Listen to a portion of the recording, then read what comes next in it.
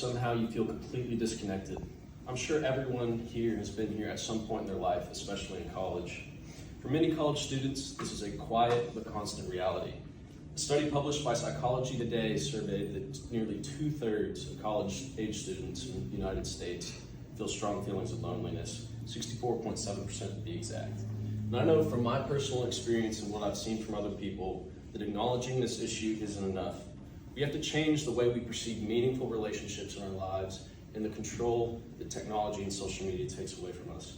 Today, I'm going to make an attempt to persuade you to prioritize meaningful face-to-face human connection over superficial connections that we make online. Let's start by looking at how college life unintentionally makes us more disconnected.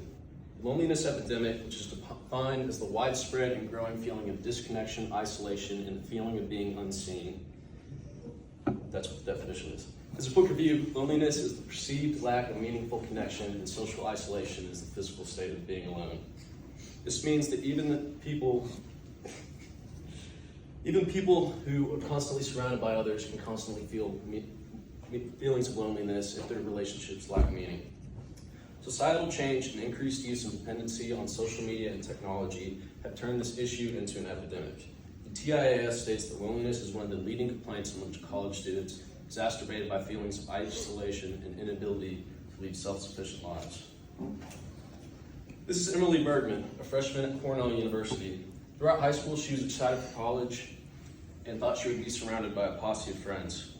However, this was not the case, as even though she was a social girl in high school with a large friend group, she had difficulties getting close with anyone her first year of college. In her words, "I feel like a planet in a solar system, that I'll pass by people and I'll say hi to them, but then I'll get close and that'll be kind of it. There will be no connection there." She watches her friends from other schools or meeting other people and going to parties and having a great time. And even though she realized that people were putting out their best lives on social media, it still hit her hard deep down.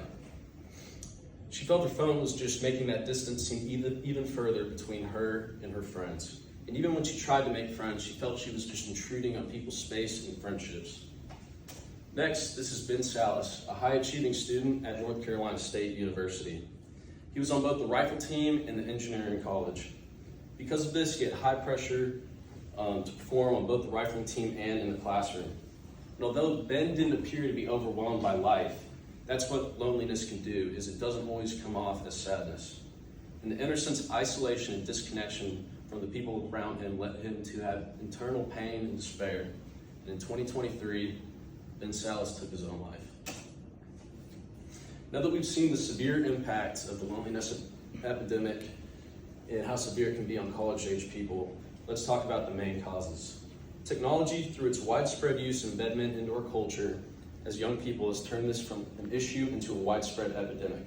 Social media can give the perceived sight of connection, but it can actually lead to feelings of isolation.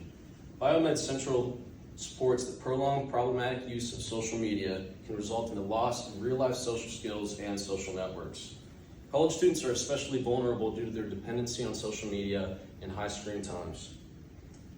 PubMed found that more time spent on social media led to higher levels of loneliness.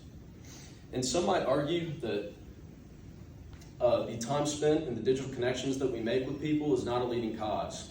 Or even worse, that loneliness is just a part of college and growing up. But that idea is not only unhealthy, but it promotes inaction on an issue that could be improved. The effects are too severe to ignore.